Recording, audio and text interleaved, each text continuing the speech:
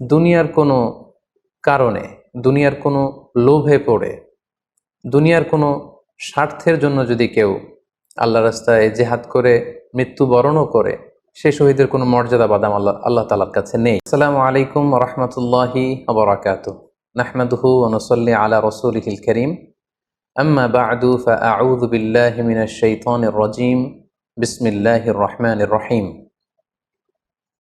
রাসেল নামে এক ভাই প্রশ্ন করেছেন, শহীদ কারা? ইদানিং অনেকের মৃত্যুর পর তাদেরকে শহীদ বলে আখ্যা দেয়া হয়। ব্যাপারটি কতটুকু সঠিক বলবেন কি? প্রিয় ভাই, রাসেলের উত্তরে আমরা বলতে চাই যে এ পৃথিবীতে আল্লাহর দ্বীনকে বাস্তবায়ন করতে যেয়ে অথবা বিজয়ী করতে যেয়ে কাফেরদের বিরুদ্ধে সশস্ত্র সংগ্রামে যে মুমিন ব্যক্তি নিহত হয় তাকে শহীদ বলে। আমি আবারও বলছি, আল্লাহর জমিনে আল্লাহর দ্বীনকে বিজয়ী করতে যেয়ে কাফেরদের বিরুদ্ধে সশস্ত্র সংগ্রামে যে মুমিন ব্যক্তি নিহত হয় তাকে শহীদ বলা হয়। সহিহ বুখারীর বর্ণনায় এসছে যে সাহাবারা আল্লাহ রাসূল সাল্লাল্লাহু আলাইহি সাল্লামকে জিজ্ঞেস করেছিলেন যে, হে আল্লাহ রাসূল, কারা আল্লাহ রাস্তায় জিহাদ করছে এটা আমরা কিভাবে বুঝবো? তার উত্তরে আল্লাহর হাবিব সাল্লাল্লাহু আলাইহি ওয়াসাল্লাম বলেছিলেন, মান কাতালা লিতাকুনা কালিমাতুল্লাহি হিয়াল উলিয়া ফাহুয়া ফি সাবিলিল্লাহ। যে ব্যক্তি আল্লাহর দ্বীনকে, আল্লাহর বিধানকে কিংবা আল্লাহর আইনকে বাস্তবায়নের জন্য, আল্লাহর দ্বীনকে বিজয়ের জন্য যে সংগ্রাম করে যাচ্ছে, সেই আল্লাহর রাস্তায় আছে। আর সে আল্লাহর রাস্তায় থাকা অবস্থায় যদি কেউ মৃত্যুবরণ করে বা নিহত হয়, তাকে ইসলাম শহীদ বলে ঘোষণা করেছে। তবে সেক্ষেত্রে একটি শর্ত রয়েছে, সেটি হচ্ছে দুন আগারাদিন মিন আগারাদিদ দুনিয়া। দুনিয়ার কোনো কারণে, দুনিয়ার কোনো লোভে পড়ে, দুনিয়ার কোনো স্বার্থের জন্য যদি কেউ আল্লাহ রাস্তায় জেহাদ করে মৃত্যুবরণও করে, সে শহীদের কোনো মর্যাদা বাদাম আল্লাহ তাআলার কাছে নেই। কেননা আমরা হাদিস থেকে জেনেছি অনেক শহীদ কিয়ামতের ময়দানে আল্লাহ তাআলা তাদেরকে জাহান্নামে ফেলে দিবেন। আল্লাহ বলবেন যে, তুমি তো দুনিয়াতে জেহাদ করেছিলে, যে মানুষ তোমাকে বীর বলবে, মানুষ তোমাকে সাহসী বলে ঘোষণা দিবে, বাহাবা পাওয়ার জন্য তুমি জেহাদে অংশগ্রহণ করেছিলে এবং সেখানে নিহত হয়েছ। তো তুমি নিহত হওয়ার পরে মানুষ তো তোমাকে বীর বলেছে, বাহাবা দিয়েছে, সাবাস বলেছে, যে কারণে তুমি এই জিহাদে অংশগ্রহণ করেছো, সেটা দুনিয়াতেই তুমি পেয়েছো। তো আমার কাছে তুমি কি চাও? আমার কাছে তোমার জন্য কিছু নেই। Go to the hell fire, জাহান্নামে যাও। তাকে আল্লাহ তাআলা উপর করে জাহান্নামে নিক্ষেপ করবেন। তো এজন্য শর্ত হচ্ছে যে দুনিয়ার কোনো স্বার্থে নয়, শুধুমাত্র কেবলমাত্র আল্লাহর দ্বীনকে আল্লাহর জমিনে বিজয়ী করার জন্য যদি কেউ সশস্ত্র সংগ্রামে নিহত হয়, তাদেরকে শহীদ বলা হয়। এখন প্রশ্ন হচ্ছে, যারা কাফেরদের বিরুদ্ধে জেহাদ করতে যেয়ে যুদ্ধে নিহত হলো, তারা শহীদ, তারা ছাড়া কি আর কেউ শহীদ হতে পারবে না? এই প্রসঙ্গে আমরা বলবো যে বেসিকলি ইসলামী শরিয়াতে শহীদ দুই ধরনের। ইবনু হাজার আল আসকালানি উনিও শাহাদাতের প্রকারভেদ করতে যেয়ে বলেছেন যে শহীদ দুই প্রকার। একটা হচ্ছে শাহিদুদ দুনিয়া ওয়াল আখিরা, যেটা আমরা বলেছি যারা আল্লাহ রাস্তায় নিহত হয়েছে তারা। আরেকটা হচ্ছে শাহিদুল আখিরা, যারা দুনিয়াতে আল্লাহর রাস্তায় নিহত হয়নি কিন্তু পরকালে তারা শাহাদাতের মর্যাদা লাভে ধন্য হবে। প্রথম প্রকার হচ্ছে শাহিদুদ দুনিয়া ওয়াল আখিরা, যেটাকে আমরা বলি শাহাদাতে হাকিকি, মানে প্রকৃত শহীদ। এরাই হচ্ছে মূলত শহীদ। এদেরকে আল্লাহ তাআলা মৃত বলতে নিষেধ করেছেন। আল্লাহ তাআলা বলেছেন, ওয়ালা তাকুলু লিমান ইউকতালু ফি সাবিলিল্লাহি আমওয়াত বাল আহইয়া ওয়ালাকিন লা তাশউরুন। যারা আল্লাহর রাস্তায় জীবন দিয়ে নিহত হয়েছে তাদেরকে তোমরা মৃত বলো না, বরং তারা জীবিত। অন্য এক আয়াতে এসেছে, বাল আহিয়াউন ইনদা রাব্বিহিম ইউরযাকুন, তারা জীবিত এবং আল্লাহর কাছে তারা রিজিক প্রাপ্ত, আল্লাহ তাআলার পক্ষ থেকে তারা রিজিক প্রাপ্ত। তাদের মর্যাদা আল্লাহ তাআলার কাছে এত বেশি যে তাদেরকে নিহত হওয়ার পরে কোনো জানাজার আগে গোসল দিতে হয় না। তাদের রক্তাক্ত দেহটাকেই সরাসরি জানাজার পরে দাফন করে দিতে হয়, কেননা সেই ঝরঝরে রক্ত নিয়ে তারা সেদিন কিয়ামতের দিবসে আল্লাহ তাআলার দরবারে তারা হাজির হয়ে যাবে। এবং আমরা যদি কোরআনের দিকে তাকাই, কোরআন আমাদেরকে জানিয়েছে, আনা আমাল্লাহু আলাইহিম মিনান নাবিয়িন ওয়াস সিদ্দিকিন ওয়াশ শুহাদাই ওয়াস সালিহিন, মানে সবচেয়ে শ্রেষ্ঠ তাবাকা বা দারাজা হচ্ছে নবীদের দারাজা, নবীদের পরে হচ্ছে সিদ্দিকিনদের দারাজা, এবং সিদ্দিকিনদের পরেই যাদের মর্যাদা আল্লাহ তাআলার কাছে সবচাইতে বেশি তারা হচ্ছে শুহাদা। এজন্য প্রতিটি মুমিনের জীবনের আকাঙ্ক্ষা বা তামান্না থাকা উচিত তারা যেন শাহাদাতের মৃত্যু আল্লাহ তাআলার কাছে কামনা করে। এবং আমরা যদি সাহাবাদের জীবনের দিকে তাকাই তাহলে দেখবো ওনারা সবসময় আল্লাহ তাআলার কাছে শাহাদাতের মৃত্যু কামনা করতেন।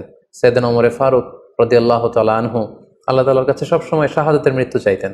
সহিহ বুখারীর বর্ণনায় এসছে ওমর ফারুক রাদিয়াল্লাহু তাআলা আনহু দোয়া করতেন আর বলতেন, আল্লাহুম্মা রযুকনি শাহাদাতান ফি সাবিলিক ওয়াজআল মাউতি ফি বালাদি রাসূলিক, মানে হে আল্লাহ, আপনি আমাকে শাহাদাতের মৃত্যু নসিব করুন এবং আপনার প্রিয় হাবিবের শহর মদিনা শহরে আমার মৃত্যু আপনি নসিব করুন। এবং আমরা যদি ওমর ফারুকের জীবনের দিকে তাকাই তাহলে আমরা দেখব যে উনি শহীদী মৃত্যু লাভ করেছিলেন। একজন অ্যাসাসিনেটরের মাধ্যমে আত্মাইর আঘাতে তিনি শহীদ হয়েছিলেন এবং আল্লাহ রাসূল সাল্লাল্লাহু আলাইহি ওয়াসাল্লামের পাশে আবু বকর রাদিয়াল্লাহু তাআলা আনহু কবর, তার পাশেই কিন্তু ওমর ফারুকের কবর। তার মানে মদিনাতেই তিনি আল্লাহ রাসূল সাল্লাল্লাহু আলাইহি ওয়াসাল্লামের পাশে মৃত্যুবরণের পরে শোয়ার সৌভাগ্য তিনি অর্জন করেছেন। তাহলে এই আলোচনা থেকে আমরা বুঝলাম যে প্রকৃত শহীদ হচ্ছে যারা আল্লাহর রাস্তায় নিহত হয় এবং এর মর্যাদা আল্লাহ তাআলার কাছে অনেক বেশি। কিন্তু এই শাহাদাতে হাকিকি বা প্রকৃত শহীদ ছাড়াও আরো অনেক মৃত ব্যক্তিকে আল্লাহ রাসূল সাল্লাল্লাহু আলাইহি ওয়াসাল্লাম শহীদী মৃত্যুর সুসংবাদ দিয়েছেন। তারা জেহাদে অংশগ্রহণ করেনি, তারা কাফিরদের আঘাতে নিহত হয়নি, তারা প্রকৃত শহীদ নয়, কিন্তু কিয়ামতের দিন তারা শাহাদাতের মর্যাদা লাভ করবে। তারা কারা? এ ব্যাপারে আমরা সহিহ মুসলিমের একটি হাদিস এখানে উল্লেখ করতে চাই, যেখানে আল্লাহ রাসূল সাল্লাল্লাহু আলাইহি ওয়াসাল্লাম সাহাবাদেরকে জিজ্ঞেস করেছেন, মা তা'উদ্দুনা শাহিদা ফীকুম, ওহে সাহাবারা, তোমরা কাদেরকে শহীদ বলে মনে করো? সাহাবারা বললেন, যারা আল্লাহর রাস্তায় নিহত হয় তারা শহীদ। তখন আল্লাহ রাসূল সাল্লাল্লাহু আলাইহি ওয়াসাল্লাম বললেন, ইন্না শুহাদা উম্মতি ইদান লাকালিল, এরকম হলে তো আমার উম্মতের মধ্যে শহীদদের সংখ্যা একেবারে কম। যারা জেহাদের সুযোগ পাবে না, জেহাদের ময়দানে কাফিরদের বিরুদ্ধে সশস্ত্র সংগ্রাম করে যারা নিহত হওয়ার সুযোগ পাবে না, তাহলে তো তারা শহীদ হতে পারবে না। সাহাবারা এই কথা শুনে বললেন, ইয়া রাসূলুল্লাহ, তাহলে কারা শহীদ আপনি বলেন। তখন আল্লাহ রাসূল সাল্লাল্লাহু আলাইহি ওয়াসাল্লাম বললেন যে যারা আল্লাহর রাস্তায় নিহত হয় তারা তো শহীদ বটেই, পাশাপাশি ওমান মাতা ফি তাউনি ফাহুয়া শাহীদ, মহামারীতে যারা মারা যায় তারাও কিন্তু শহীদ। প্লেগ রোগে বা মহামারীতে, এই যে করোনা ভাইরাসের সময় যারা ঈমানের সাথে ইন্তেকাল করেছে তাদেরকেও আল্লাহ তাআলা শাহাদাতের মর্যাদা দান করবেন। ওমান মাতা ফিল বাতনি ফাহুয়া শাহীদ, পেটের পীড়ায়, পেটের কোনো রোগে যদি কেউ আক্রান্ত হয়ে মারা যায় সে কিয়ামতের দিন শাহাদাতের মর্যাদা লাভ করবে। ওয়াল গরিকু শাহীদ, পানিতে ডুবে যদি কেউ মারা যায় সেও শাহীদ। এভাবে অন্যান্য আরো অনেক হাদিসে, কোনো হাদিসে 5 জন, কোনো হাদিসে 7 জন, কোনো হাদিসে আরো বেশি, এভাবে আরো অনেক ব্যক্তিকে আল্লাহ রাসূল সাল্লাল্লাহু আলাইহি ওয়াসাল্লাম শাহাদাতের মর্যাদা লাভে তারা কিয়ামতের দিন ধন্য হবে এই মর্মে তিনি আমাদেরকে জানিয়েছেন। সুনানে নাসাইর একটি বর্ণনা থেকে আমরা জানতে পারি আল্লাহর হাবিব সাল্লাল্লাহু আলাইহি ওয়াসাল্লাম বলেছেন, মান কুতিলা দুনা মাজলামাতিহি ফাহুয়া শাহীদ, অন্যায়ভাবে যদি কাউকে হত্যা করা হয়, হি ইজ ডিফেন্ডিং ইনজাস্টিস, অন্যায় প্রতিরোধে সে মারা গিয়েছে, এরকম মৃত্যুকেও তিনি শাহাদাতের মৃত্যু বলে ঘোষণা করেছেন। সুনানে তিরমিজির আরেকটি বর্ণনায় আল্লাহ রাসূল সাল্লাল্লাহু আলাইহি ওয়াসাল্লাম আরো কিছু ব্যক্তিকে শহীদ বলে ঘোষণা করেছেন। যেমন তিনি বলেছেন, মান কুতিলা দুনা দীনিহি ফাহুয়া শাহীদ, কেউ তার দ্বীনকে হেফাজত করতে যেয়ে যদি মৃত্যুবরণ করে সে শহীদ। ওমান কুতিলা দুনা দামিহি ফাহুয়া শাহীদ, নিজের রক্ত বাঁচাতে যেয়ে যদি কেউ মৃত্যুবরণ করে শহীদ। তার সম্পদ বাঁচাতে যেয়ে যদি মৃত্যুবরণ করে সে শহীদ। তার ফ্যামিলিকে সেভ করতে যেয়ে কেউ যদি মৃত্যুবরণ করে সেও শহীদ। তার সম্মান, ইজ্জত, তার স্ট্যাটাসকে বাঁচাতে যেয়ে যদি কেউ মৃত্যুবরণ করে সেও শহীদ। আরেক বর্ণনায় আমরা জানতে পারছি আল্লাহ রাসূল সাল্লাল্লাহু আলাইহি ওয়াসাল্লাম বলেছেন, ওয়াসাহিবুল হাদমি ফাহুয়া শাহীদ, অর্থাৎ ধ্বংসস্তূপের নিচে চাপা পড়ে যদি কেউ মারা যায় বা কোনো দেয়ালের নিচে চাপা পড়ে যদি কেউ মারা যায় সে শহীদ। ওয়াসাহিবু যাতিল জানবি শাহীদ, অর্থাৎ ফুসফুসের কোনো রোগে, লেটসে লাং ক্যান্সারে যদি কেউ মারা যায়, ফুসফুসের কোনো ভয়ানক রোগে যদি কেউ মারা যায় সে শাহীদ, শহীদের মর্যাদা পাবে। আল হারিকু শাহীদ, আগুনে পড়ে যদি কেউ মারা যায় সেও শহীদ। ওয়াল মারআতু তামুতু বিজুমআইন শাহীদ, বাচ্চা পেটে ধারণ করেছে, অর্থাৎ গর্ভবতী মা যদি এই প্রেগনেন্সির কারণে কিংবা বেবি ডেলিভারি করতে যেয়ে যদি মারা যায় সেও কিন্তু শহীদদের কাতারে দাঁড়াবে। এভাবে আমরা বিভিন্ন হাদিসের আলোকে এবং আল্লাহ রাসূল সাল্লাল্লাহু আলাইহি ইসলামের সুসংবাদ বাণীর আলোকে আমরা বুঝতে পারি যে আল্লাহর রাস্তায় যারা জেহাদ করে আল্লাহর দিনকে বিজয়ী করতে যে মৃত্যুবরণ করেছে তারা হচ্ছে প্রকৃত শহীদ। তাদের মর্যাদা আল্লাহ তাআলার দরবারে অনেক অনেক বেশি। কিন্তু এই শহীদ ছাড়াও আরো অনেক ধরনের মৃত্যুকে আল্লাহর হাবিব সাল্লাল্লাহু আলাইহি ওয়াসাল্লাম শাহাদাতের মৃত্যুর সাথে ঘোষণা করেছেন। সো যারা জেহাদে মারা গেল তারাই শহীদ, বাকিদেরকে শহীদ বলা যাবে না, এই কথাটি ঠিক নয়। বরং আল্লাহ রাসূল সাল্লাল্লাহু আলাইহি ওয়াসাল্লাম নিজেই চেয়েছেন, তিনি বলেছেন যে তোমরা যদি শুধু এই এক শ্রেণীকে শহীদ বলো তাহলে তো আমার উম্মতের মধ্যে শহীদের সংখ্যা একেবারে কম। আর আমি চাই আমার উম্মতের মধ্যে থেকে অনেক সংখ্যক লোক এই শাহাদাতের দারাজা, এই মর্তবা, এই মর্যাদা লাভ করে ধন্য হোক।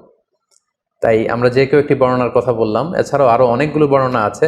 এই ধরনের মৃত্যু যারা বরণ করেছে, লেটসে পানিতে ডুবে, আগুনে পুড়ে, পেটের পীড়ায়, নিজের সম্পদ বাঁচাতে যে, অন্যায়ের প্রতিরোধ করতে যে, সন্তান ভূমিষ্ঠ করতে যে, এরকম যত ধরনের মৃত্যু রয়েছে, এ ধরনের মৃত্যুকে আল্লাহ রাসূল সাল্লাল্লাহু আলাইহি ওয়াসাল্লাম শহীদী মৃত্যু বলেছেন।